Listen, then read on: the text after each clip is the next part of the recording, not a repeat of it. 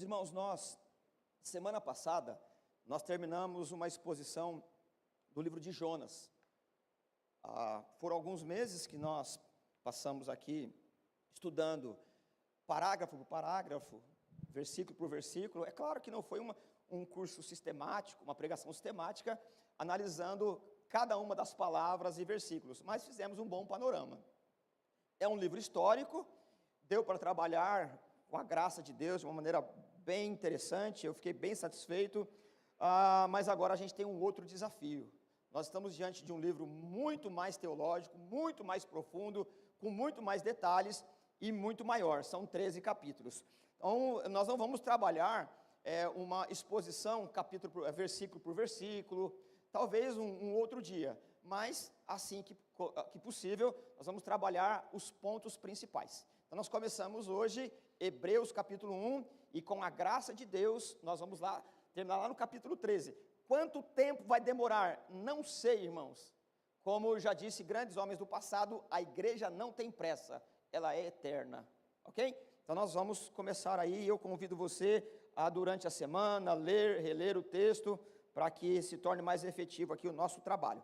Muito bem, Hebreus capítulo 1, verso 1, está escrito assim: há muito tempo Deus falou muitas vezes e de várias maneiras aos nossos antepassados por meio dos profetas, mas nesses últimos dias falou-nos por meio do Filho, a quem constituiu o herdeiro de todas as coisas, e por meio de quem fez o universo.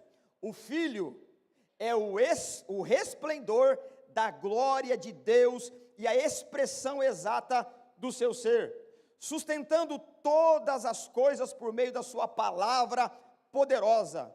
Depois de ter realizado a purificação dos pecados, ele se assentou à direita da majestade nas alturas, tornando-se tão superior aos anjos, quanto ao nome que herdou é superior ao deles.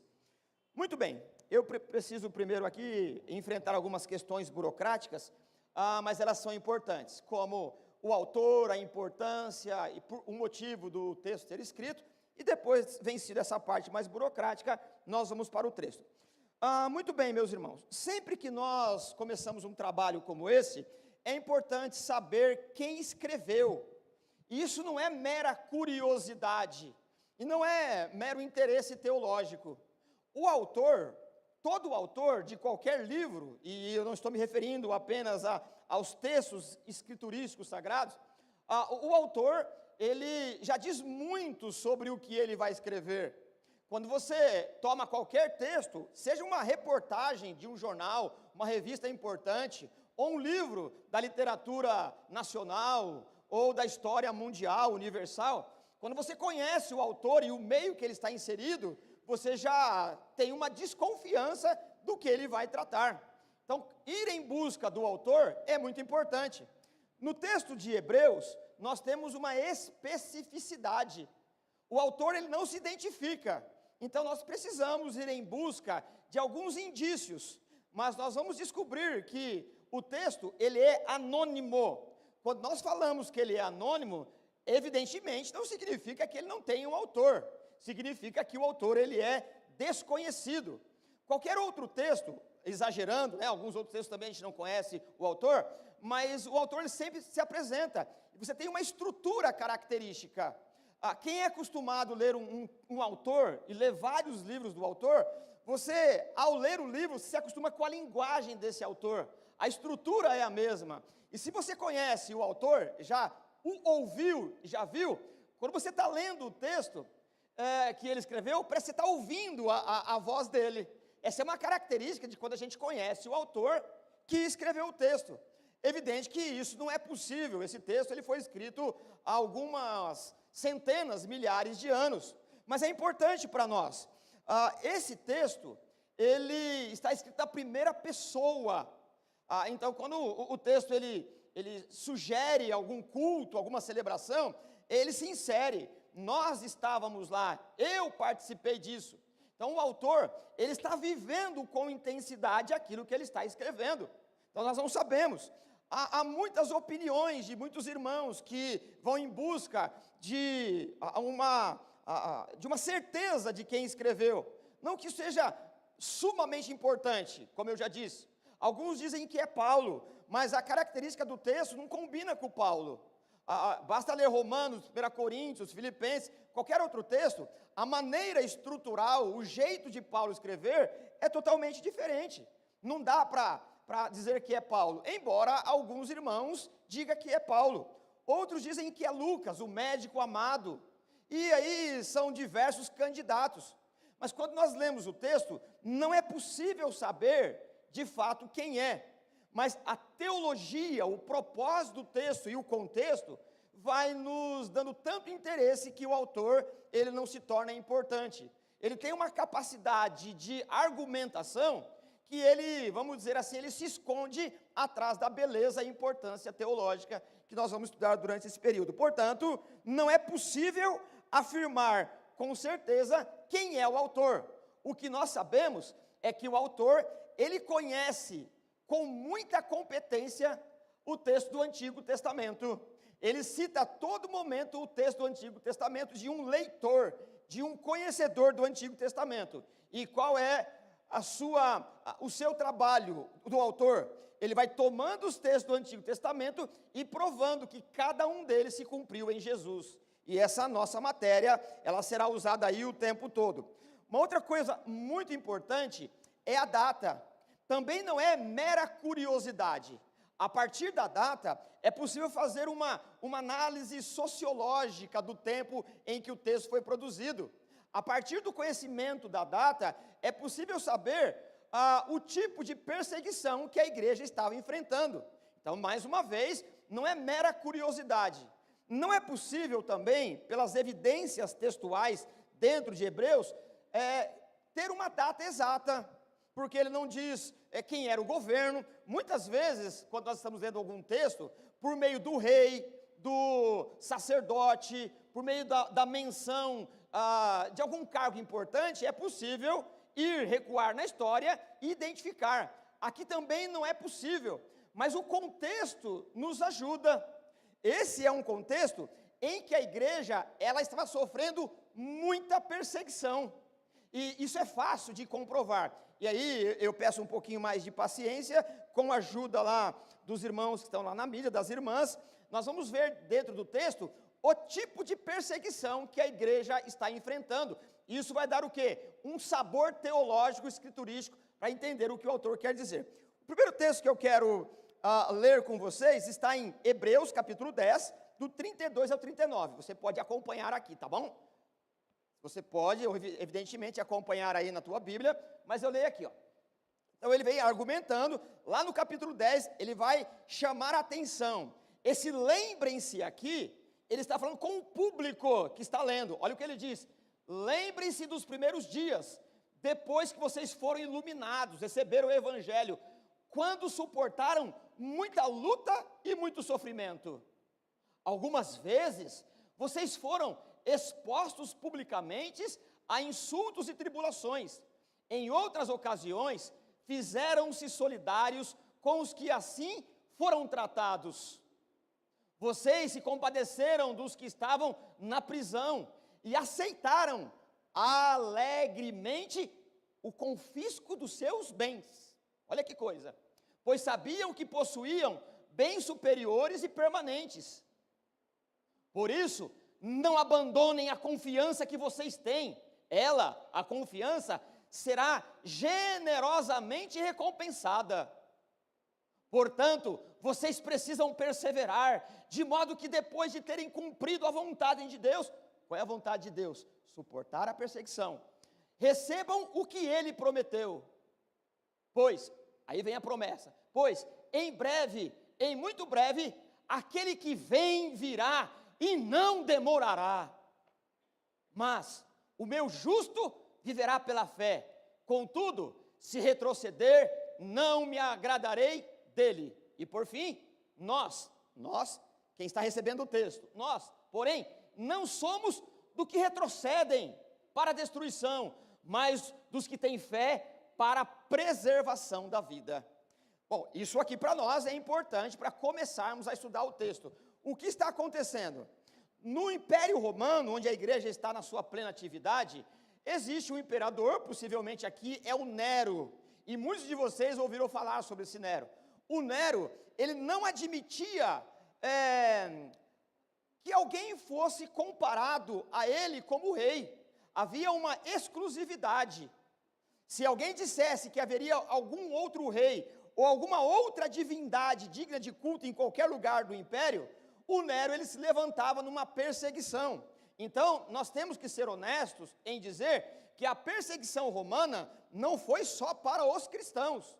A diferença é que muitos pagãos abriam mão das suas divindades para a adoração do governo, do Nero. Mas os crentes, aqueles que amavam Jesus, eles morriam, mas não negavam o Senhor. Nós lemos o texto aqui, deixa eu, antes de citar isso, o que acontecia? O Estado, que é o Nero, o Império Romano, ele não admitia qualquer outra religião. É como se ou o presidente da república, nosso aqui, ou o governador, ou o prefeito, ele baixasse um decreto dizendo que as igrejas deveriam ser fechadas, qualquer tipo de religião deveria de ser encerrada as suas atividades, e o único digno de culto seria a autoridade política. E as pessoas deveriam dizer, ave César, César é o Salvador. Por isso que você vai ler no Novo Testamento que Jesus é o Senhor e Salvador. E quando um crente dizia e vivia por isso, o César se levantava e, como nós lemos aqui, ele levava ao martírio. E quando não, ele chegava na sua casa e confiscava os seus bens. Imagine pelo motivo de nós nos reunirmos num culto como esse, de celebração, alguém nos entregasse ao órgão público que havia baixado um decreto proibindo um culto, chegasse aí uma guarda municipal, uma polícia, e levasse todos nós aí para o cárcere, por conta que nós estamos negando o culto à autoridade política. Não haveria nenhuma possibilidade de dizer que Jesus é o Senhor. E os irmãos, por conta disso, estavam abandonando a fé. Então nós já percebemos aqui que o texto ele quer nos motivar a permanecer, mostrando que qual é o propósito de Deus, que nós permaneçamos na fé, ainda que os nossos bens sejam confiscados.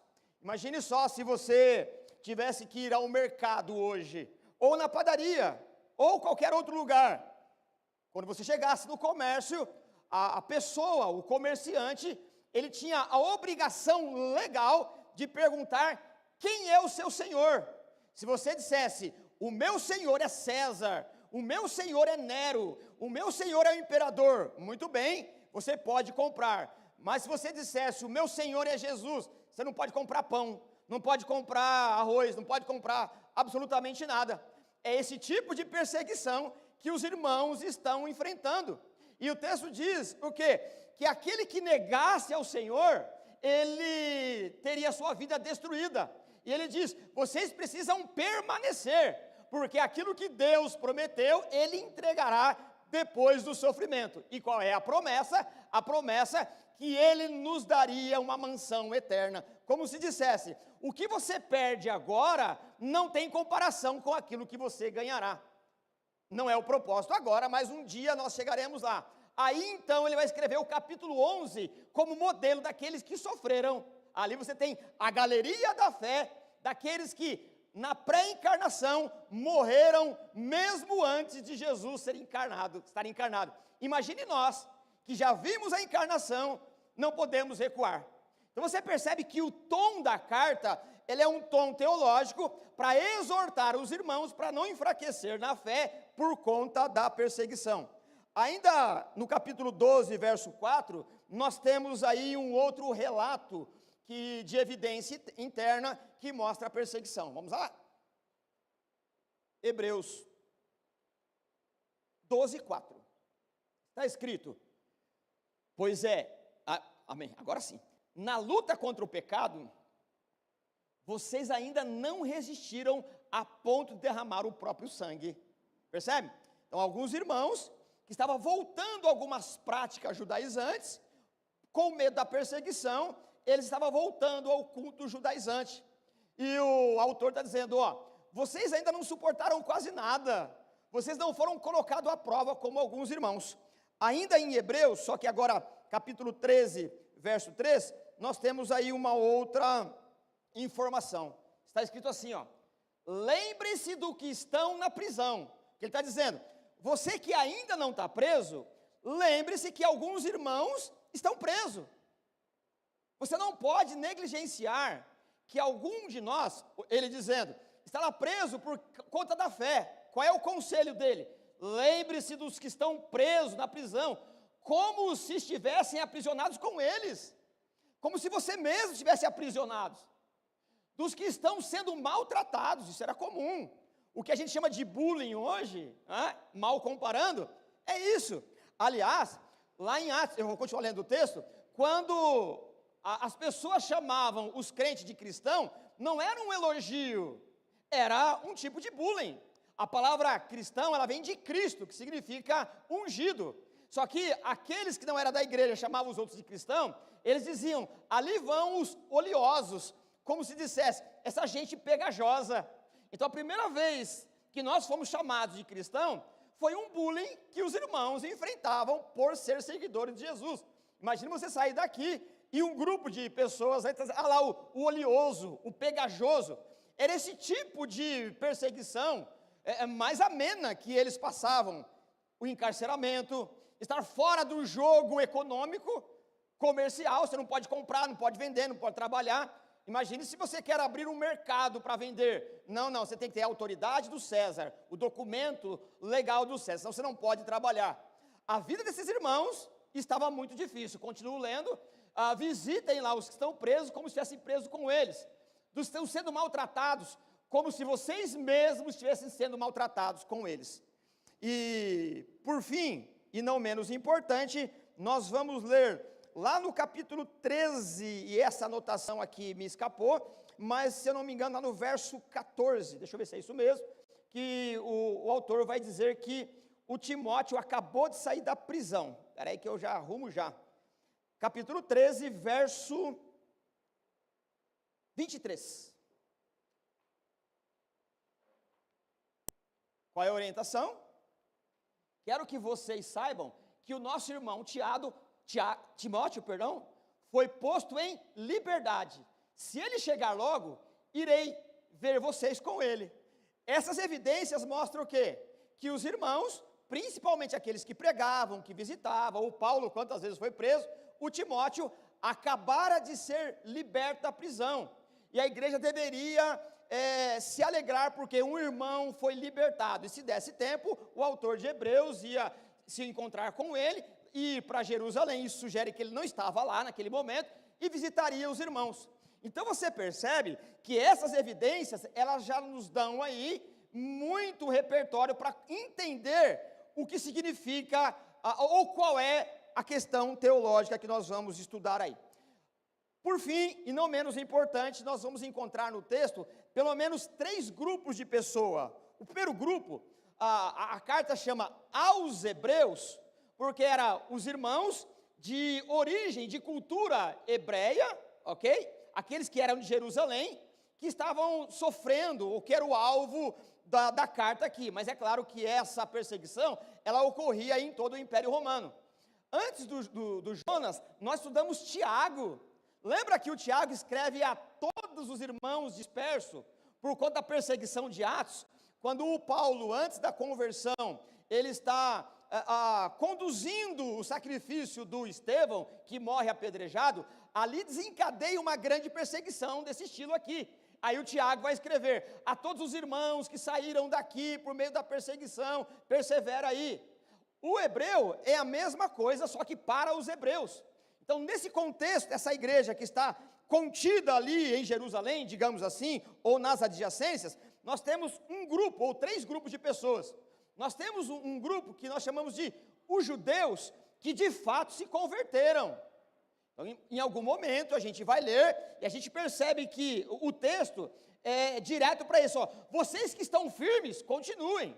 Mas dentro da comunidade, havia um grupo de judeus, que eles eram incrédulos a Jesus, serviam lá no ritual do Antigo Testamento, no templo, isso tudo, não é? Mas intelectualmente, ainda eles não estavam convencidos do Evangelho, era um simpatizante, era aquele que gostava do culto, que gostava da música, da gentileza, da comunidade, da comunhão, mas nunca se decidiam. Esse grupo estava mais ou menos aqui, mais ou menos ali. E me faz lembrar, de forma até cômica, de quando Paulo está pregando e tem um sujeito chamado Eutico. Ele está na janela, não é? Quem está na janela não está nem dentro nem fora. O problema é cair, não é? E o Eutico, quando caiu, ele morreu. Só que o Paulo sabia ressuscitar. Como eu não sei, então não caia da janela, tá bom, irmãos? Né? Fica firme no Senhor. E um outro grupo eram judeus incrédulos, que eles, por alguma coisa, eles eram atraídos por aquela comunidade. Aliás, aquela comunidade dividia o pão, socorria. Então você tem esses elementos, 3 grupos de pessoas que estão como alvo de Hebreus. Esses 3 grupos são exortados aqui. O primeiro a permanecer, o segundo para se decidir, de fato, não ficar um pouco cá e um pouco lá, e o terceiro também para entender o Evangelho. Outra coisa importante, e aí depois dessa a gente vai lá para o capítulo 1, verso 1, o que nós temos certeza? Que essa carta, esse texto, foi escrito antes do ano 70. Você não precisa decorar isso daqui, mas você precisa saber o que está acontecendo. Jesus, lá no capítulo 24 de Mateus, ele tem um discurso, que ele diz assim, que chegaria um dia em que não ficaria pedra sobre pedra do templo. Naquele dia, ai das grávidas, ele vai dizer, haveria grande tribulação, e ele vai demonstrando, explicando tudo o que aconteceria. Aquilo que ele está relatando no capítulo 24 de Mateus, todo aquele discurso, aconteceu exatamente no ano 70 da nossa era. Então, mais ou menos aí, 1944, né? Não sei se eu estou bom de matemática aí, né? Anos. Então, no ano 70, aconteceu isso aí. O general Tito, do imperador, foi mandado pelo imperador romano e acabou com o templo. O texto, ele é escrito antes desse evento. Como é que a gente sabe? Porque ele vai dizer, nas entrelinhas, que esse culto do templo ainda está funcionando. Ele vai dizer que alguns irmãos abandonaram a fé e estão indo para o templo, e eles compram os animais lá e fazem a oferta. Então esse texto, ele é escrito antes do ano 70, porque o templo ainda está em pé. Então mais ou menos no ano 64 ou 67, foi o tempo em que a igreja sofreu muita perseguição. Dito isso, vamos então para aquilo que é ainda mais sagrado. Vamos para o texto, porque não são informações históricas e teológicas que nos transformam, mas o texto em si. Vamos lá. Hebreus, capítulo 1, verso 1, está escrito assim: há muito tempo, Deus falou muitas vezes e de várias maneiras aos nossos antepassados por meio dos profetas. Muito bem. A primeira expressão que nós temos aqui, nós temos um verbo, né, de que algo ocorreu. A ideia de que algo tem ocorrido é uma ideia que alguma coisa vem acontecendo durante um período de tempo, até que um dia, não é que ela é estancada, que ela para de acontecer, mas acontece um evento em que todas as coisas que aconteceram, tudo o que aconteceu se cumpre nesse evento. É isso que o texto quer dizer, há muito tempo tem acontecido, e o texto diz que há muito tempo Deus falou, e essa expressão, Deus falou, ela já tem uma questão teológica, comportamental muito importante, porque há no coração humano um desejo latente, há no coração, no íntimo de cada um de nós, uma indagação, uma pergunta, dizendo quem é de fato Deus, e como nós o podemos conhecer. Há uma busca desesperada de conhecer aquilo que transcende a nós, aquilo que está numa dimensão em que nós temos uma sede existencial, mas não sabemos como alcançá-lo. O Salomão, escrevendo Eclesiastes, no capítulo 3, verso 11, ele diz assim, que Deus colocou dentro de cada um de nós o desejo pela eternidade. É aquilo que nós chamamos em antropologia e todas as matérias afins do conhecimento humano de que todo ser humano é um ser religioso. Há uma busca incessante por uma divindade.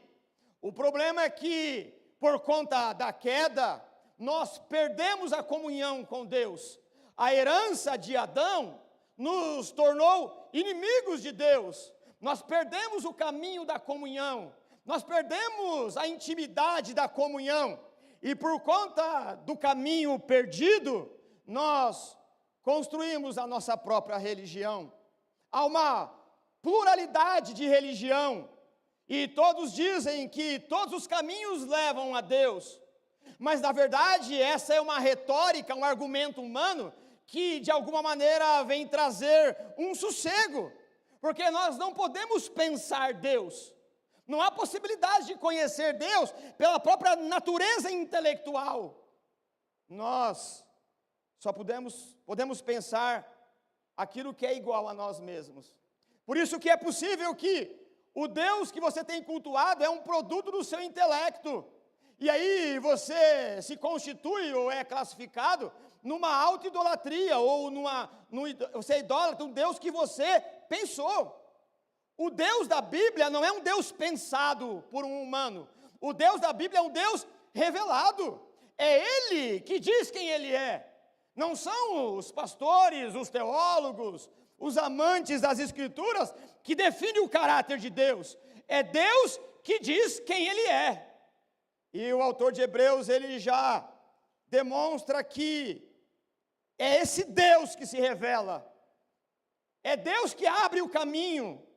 Há muito tempo esse Deus tem falado de muitas maneiras, e Ele tem deixado indícios, rastros da sua divindade, da sua pessoa na história. Ele tem falado, mas por conta da incapacidade humana, por conta do pecado, nós não temos condições de perceber. Mas o texto quer dizer que é Deus que toma a iniciativa.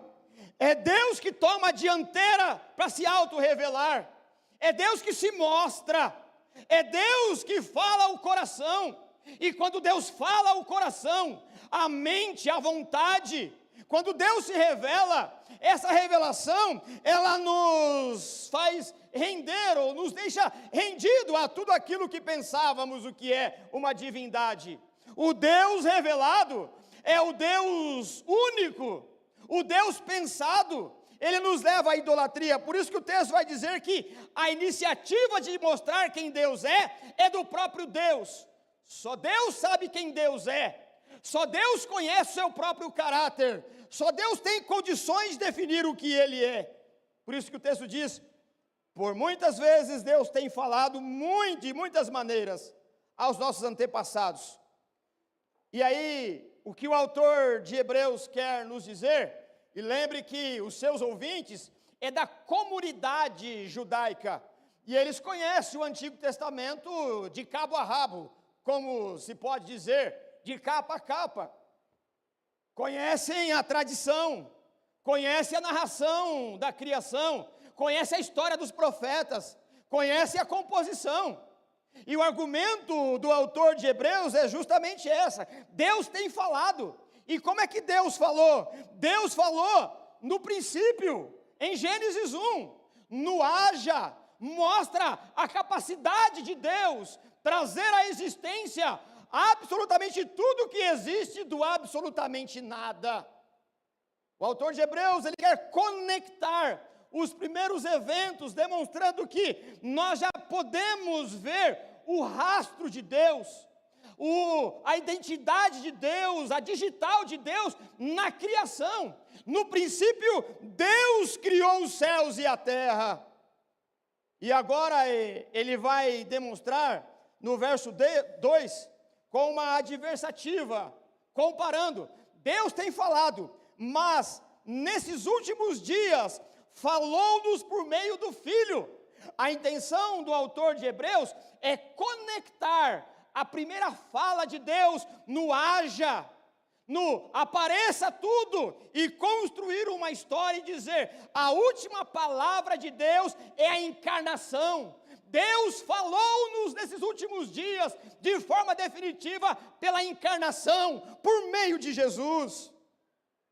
O autor quer dizer que, no princípio, Deus criou, e na criação há uma fala eloquente do Criador, mas o ponto culminante, o ponto mais importante da história, é quando Deus falou pela encarnação do Verbo. Por isso que esse texto, ele é um texto cristológico. E aí nós vamos aprender durante toda a nossa leitura, que o Filho de Deus, o Cristo amado, Ele é Senhor da história e da eternidade. A história não pode ser lida e entendida sem Jesus. Ele está na criação, Ele está na redenção, Ele está na santificação, e Ele estará também na glorificação.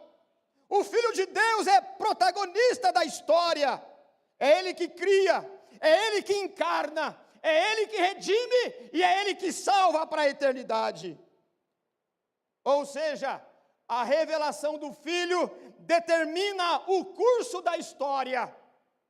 A história sem Jesus, ela não está completa.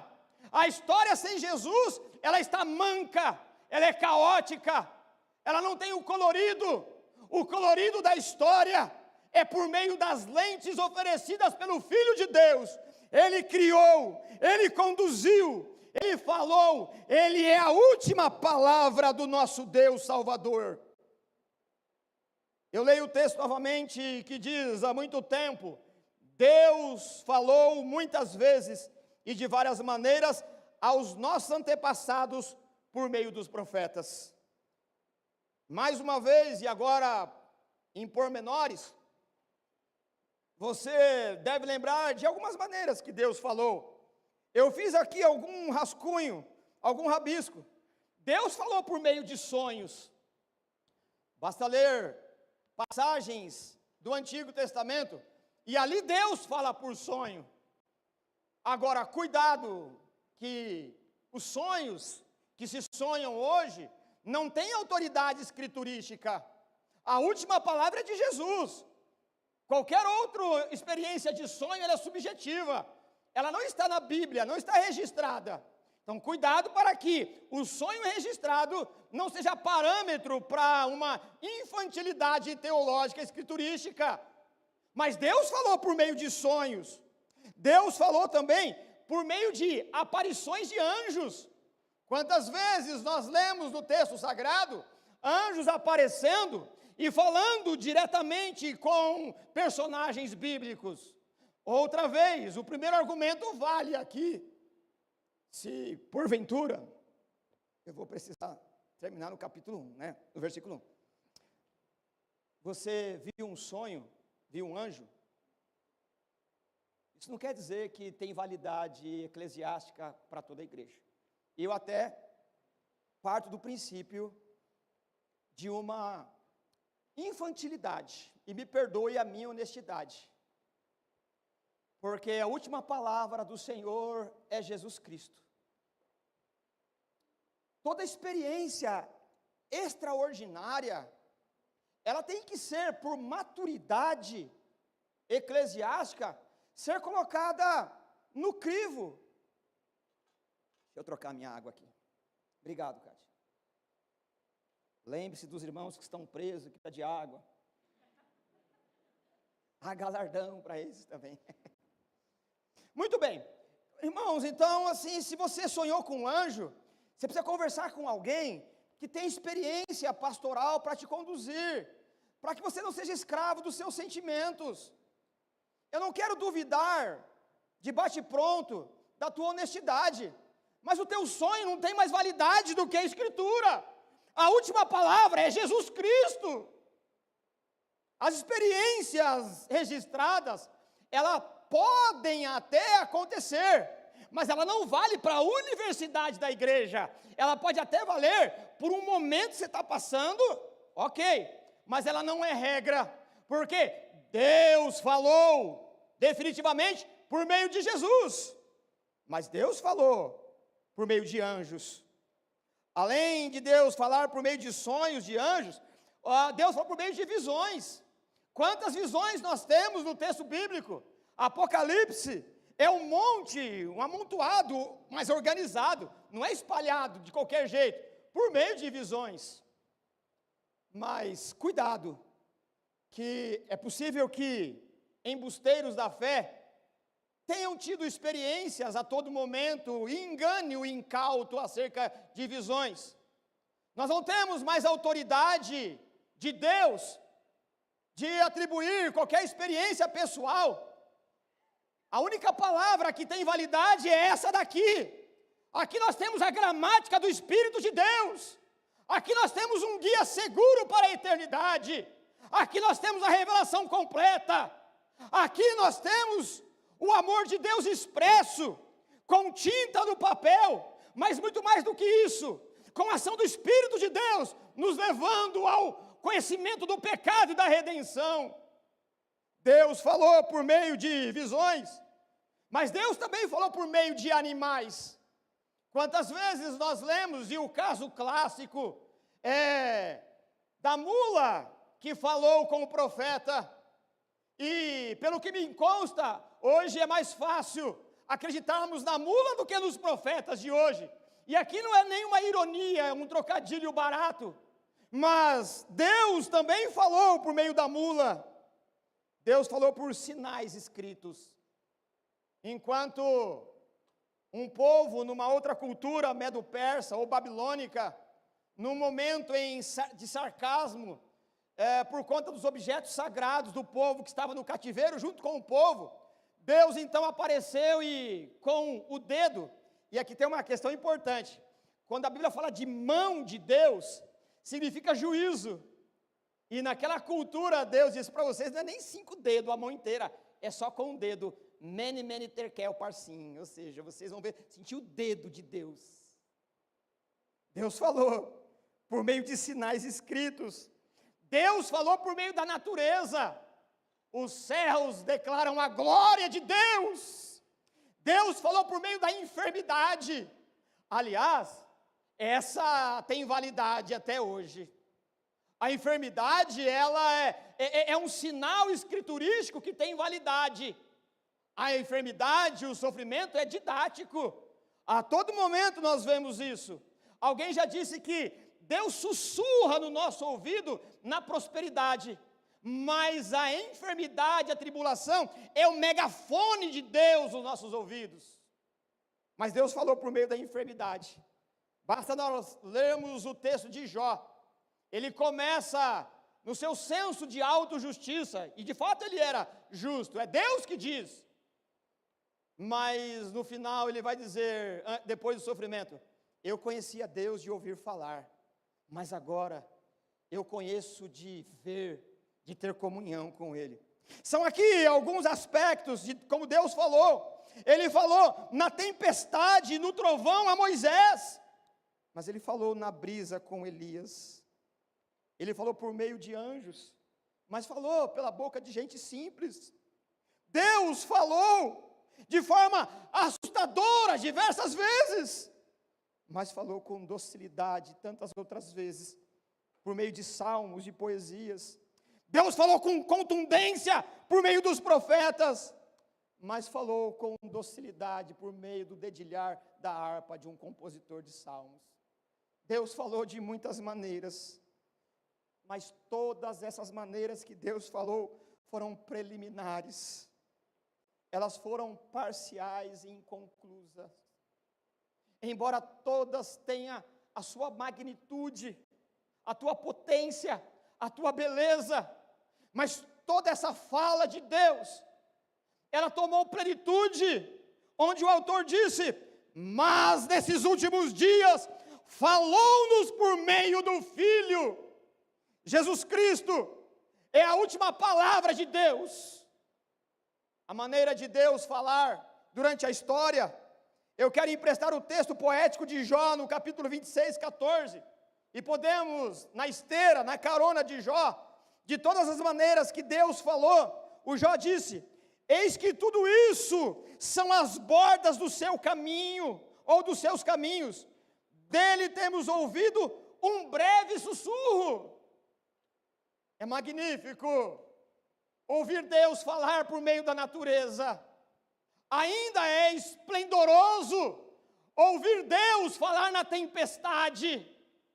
Ainda é magnífico, ainda traz segurança, conforto, a alma angustiada, olhar para a criação de Deus. Mas toda essa beleza é um sussurro, é apenas um balbuciar da eloquência de Deus, porque a voz retumbante, a voz firme está na encarnação. Jesus é a última palavra, é a única palavra, Ele é o Salvador, Ele é a beleza total, é a conclusão da fala de Deus. Por isso que ele diz, há muito tempo Deus tem falado, de muitas maneiras. O autor quer nos conectar, quer nos localizar conscientemente com a tradição do Antigo Testamento. A intenção é fazer uma retrospectiva. A intenção é tomar desde a criação, passando pela queda, avançando para a eleição de Abraão, chegando nos profetas, nos salmos, até chegar na última palavra, onde a Maria recebe a visita de um anjo que diz: salve agraciada, hoje o Salvador te visita, por meio de ti nascerá o Salvador do mundo. Bendito seja o Senhor. Deus falou pelo Filho. Falar pelo Filho não é mais uma entre todas as palavras faladas. Falar pelo Filho não é uma entre todas as revelações. Falar pelo Filho não está no pacote daquilo que Ele tem falado. Falar pelo Filho é a conclusão, é o cumprimento de tudo. Tudo apontava para Ele, tudo dizia respeito a Ele. Por isso que Paulo explode em louvor. Em Romanos 11 diz: ó profundidade da riqueza e do conhecimento de Deus. A encarnação revela o máximo que nós podemos conhecer da sabedoria de Deus. Deus resolveu salvar pecadores por meio da loucura da pregação. Ó profundidade da sabedoria do conhecimento de Deus. Quem primeiro o aconselhou para que Ele pudesse nos salvar. Porque dele e por Ele são todas as coisas. A Ele a glória na salvação. Amém. Deus nos falou de forma decisiva. Deus nos falou de forma eloquente. Essa última fala de Deus é algo que ultrapassa as possibilidades da limitação do pensamento humano. Se eu e você planejássemos a salvação, ela não seria pelo escândalo da cruz, ela não seria pela ignomínia, pela vergonha do Calvário. A salvação seria algo esplendoroso, glorioso, algo que chamaria a atenção e ficasse registrado nos anais da história como o evento mais bem elaborado e estruturado. Mas Deus resolveu salvar por aquilo que é vergonhoso, por aquilo que trazia vergonha. O nosso Salvador, Ele morreu pendurado, nu, machucado, humilhado numa cruz. Qualquer mente humana jamais aceitaria isso a per si. Nós recebemos a salvação do jeito que ela é dada, porque é o Espírito de Deus que nos convence do pecado, do juízo e da justiça. A natureza humana não admitiria ser salvo por um homem humilhado, pobre, cuspido, nu, envergonhado. Isso não combina com a nossa vaidade. Se nós pudéssemos escolher um Salvador, quereríamos um Salvador triunfante, um homem poderoso, mas como Isaías revela, Deus usou uma planta, um broto que nasceu em terra seca. O humilhado se transformou no carvalho da justiça de Deus. Em Cristo, a revelação se tornou perfeita. Essas informações do verso 1 e verso 2, ela une desde a criação com a encarnação. Paulo dizendo, mas o registro é de Lucas, está escrito em Atos 17, 27. Deus fez isso para que os homens,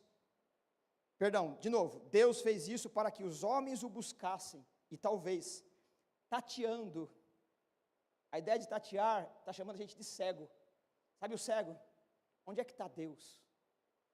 A gente não consegue, a gente estava tateando, olha o que ele diz, os homens que estavam tateando, pudessem encontrá-lo, embora ele não estava longe de nós, sabe o que ele quer dizer?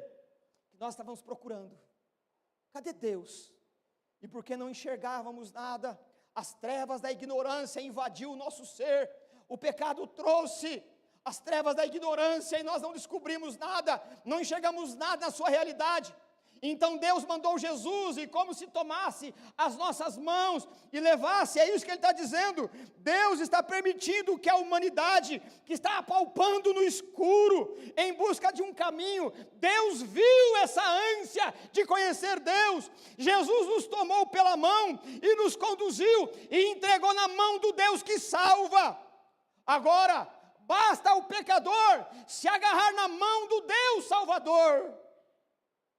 E eu quero ilustrar isso numa poesia escrita há centenas de anos atrás, cantada na história da igreja, que expressa mais ou menos assim, a nossa condição de tatear no escuro. Por seus pecados está o pecador, qual pobre náufrago sem salvador, que triste sorte perece no mar, nada se cansa e vai se afundar, orando joga ao que se afoga, o salva-vidas sem demorar, antes que desça, desapareça nas profundezas do mar. Os salva-vidas não querem lançar aquele que se afoga nas ondas do mar. Que morte horrível tem o pecador, que não aceita o bom Salvador. É Jesus Cristo, o Filho de Deus, o salva-vida lançado dos céus. Cristo te pode salvar hoje até. O salva-vidas segura com fé. Deus falou e nós ficamos surpreendidos. Deus, se não falasse dessa maneira, jamais seria compreendido como Salvador. Porém, há ainda uma multidão surda, que não dá crédito à palavra do Senhor, insistem em viver suas vidas terrenas de forma egoísta, alienada, separada de Deus, pois não aceitam ouvir a palavra de Deus, não recebem a última palavra de Deus. Sobre isso, quando houve a encarnação, os anjos louvaram a Deus. Em Lucas 2:11, no momento da encarnação, os anjos explodem em adoração. Depois da notícia, hoje, na cidade de Davi, nasceu o Salvador. Depois que um anjo traz a notícia, em Lucas 2, aparece uma multidão cantando: glória a Deus nas maiores alturas, e paz na terra aos homens a quem Ele concede o seu favor. Não é os homens de boa vontade. O João, em 1,14, ele diz: o verbo se fez carne e habitou entre nós.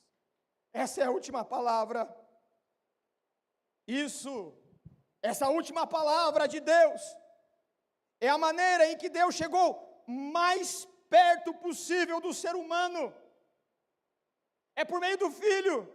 A encarnação é a forma mais sublime, mais perfeita de como Deus pode falar conosco. A vinda de Jesus ao mundo, sua vida, a maneira que Ele falou, as suas ações, o seu sofrimento, a sua morte, a sua ressurreição, a sua ascensão ao céu e sua promessa de voltar constituem o presente incomparável de Deus para a humanidade. Deus falou de forma definitiva pelo Filho.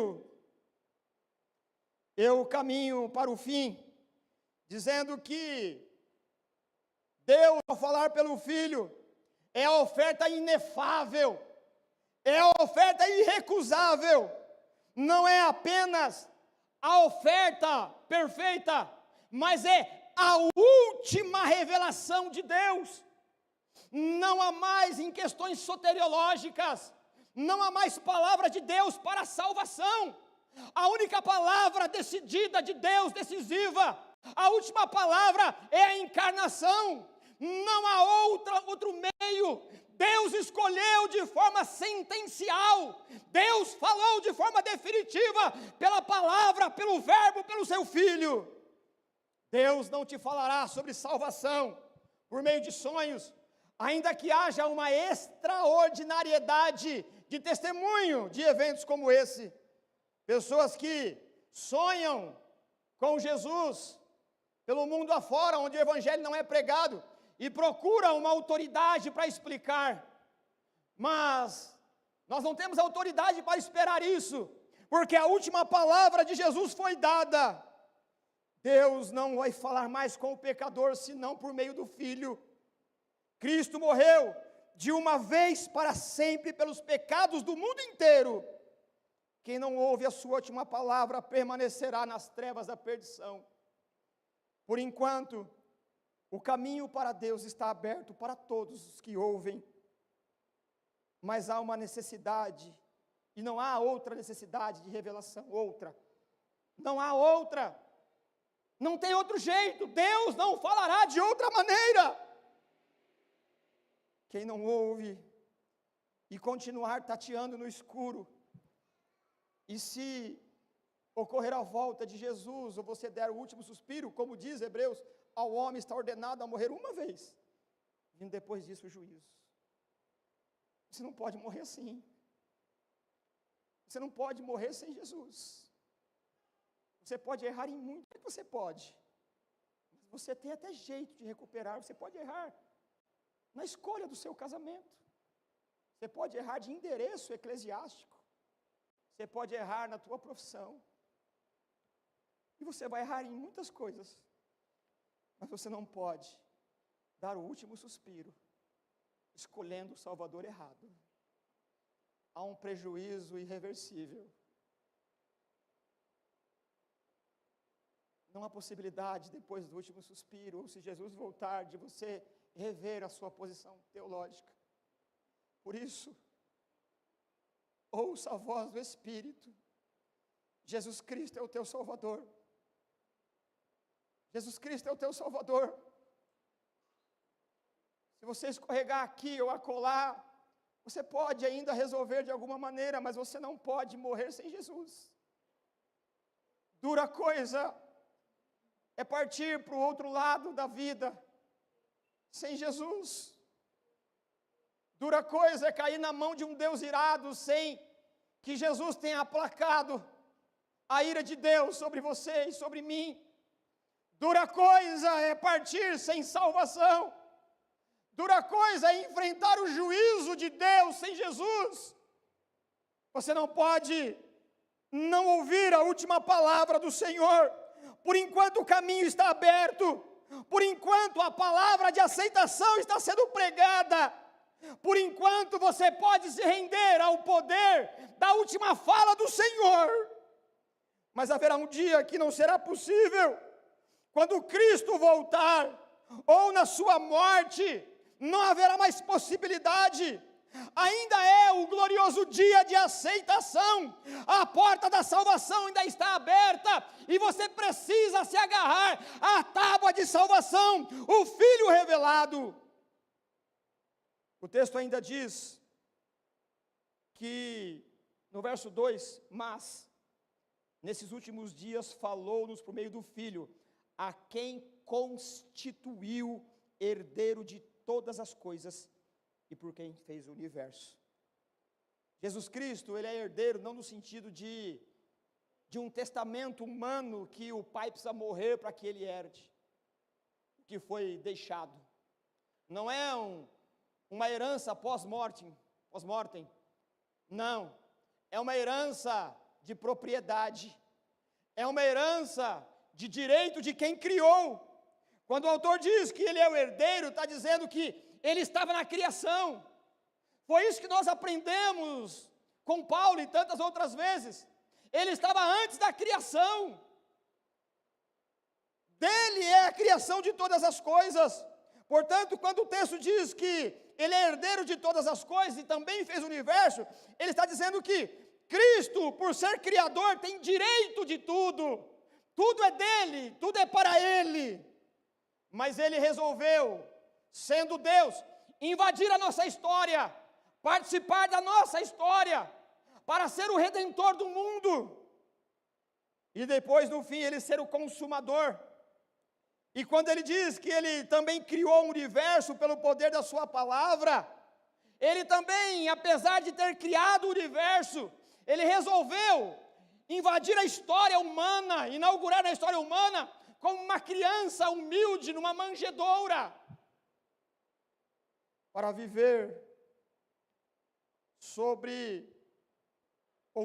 a perseguição romana, sobre as limitações de um território hostil, de uma pobreza. E ele fez tudo isso para que todos aqueles que o receberem tornem-se herdeiro de tudo aquilo que é dele. Gloriosa promessa.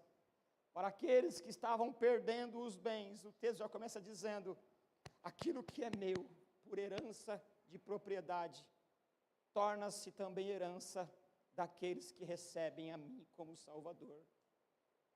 Diante da eternidade, todas as coisas desaparecem, todas as coisas fenecem, toda a riqueza e todos os bens perdem o valor, porque o autor de Hebreus já começa dizendo que ele foi constituído herdeiro de todas as coisas, e oferece a participação, o beneplácito, a alegria de nos tornarmos irmãos para participar com ele. Jesus não falará mais de outra forma, Deus não falará mais de outra forma, porque ele é a última palavra do Senhor.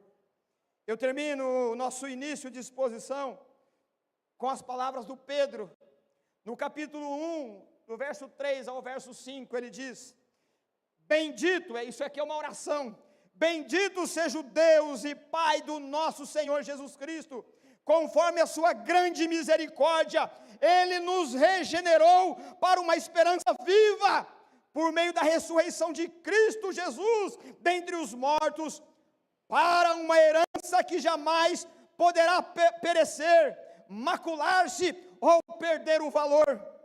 Herança guardada nos céus para vocês, que diante ou mediante a fé, são protegidos pelo poder de Deus, até chegar à salvação, preste a ser revelada no último tempo. Bendito seja o Senhor, engrandecido seja o Senhor, exaltado seja o Senhor, que deu a tua última palavra. Ela não é vazia, ela não é de qualquer jeito. A última palavra foi a encarnação do Filho, que é a expressão exata do Deus Pai. Vamos orar. Oh Deus de bondade e de graça, obrigado pela tua bondade, obrigado pelo teu amor, pelo teu favor. Obrigado, Senhor, por encontrarmos, Senhor, o teu sussurro, a tua eloquência, a tua potência na natureza, no céu, no mar, na terra, nos animais, na comida, na beleza da arte, na música. Obrigado, Senhor, por encontrar a tua beleza na comunhão dos santos. Obrigado pela alegria de encontrar a providência e o falar do Senhor no pão que comemos, na água que bebemos, no trabalho que trabalhamos. Obrigado, Senhor, por nos cobrir de cuidados. Obrigado por colocar diante de nós, Senhor, um muro de proteção. Mas nada disso, Senhor, se compara à encarnação do Verbo. Nada disso se compara ao amor da cruz. Nenhuma das suas outras palavras, por mais bela, por mais poderosa que tenha sido, se iguala à última palavra: Jesus, Jesus, Jesus, Jesus, Filho de Deus, o Salvador, o bom amigo. Obrigado, Senhor. Obrigado por tanto amor. Obrigado pelo dom da salvação, Senhor. O Senhor é bom conosco. O Senhor é bom. Derrama, Senhor, a alegria da salvação no coração do teu povo. Derrama, Senhor, a esperança da eternidade na tua igreja. Nós somos teus, por herança de Jesus. Esse povo é teu, Senhor. Nós somos teus. Cada um de nós somos teus, Senhor. Somos heranças vivas, testemunhos fiéis. Obrigado, Senhor, pela última palavra. Obrigado pelo dom da graça. É verdade, Senhor, que as tribulações, elas são cruéis. As angústias e tristezas, Senhor, nos encarceram. Mas basta olhar para o dom da vida. Basta olhar para o amor na cruz. E o Senhor nos conduz em triunfo até o último dia. Nós somos herança do Senhor. Derrama sobre a tua igreja, Senhor, o dom da vida, o dom da alegria, a esperança da prosperidade. A última palavra é a definitiva. O Verbo se fez carne e habitou entre nós. Louvado seja o Senhor! Louvado seja o Senhor! Louvado seja o Senhor! Glória a Deus!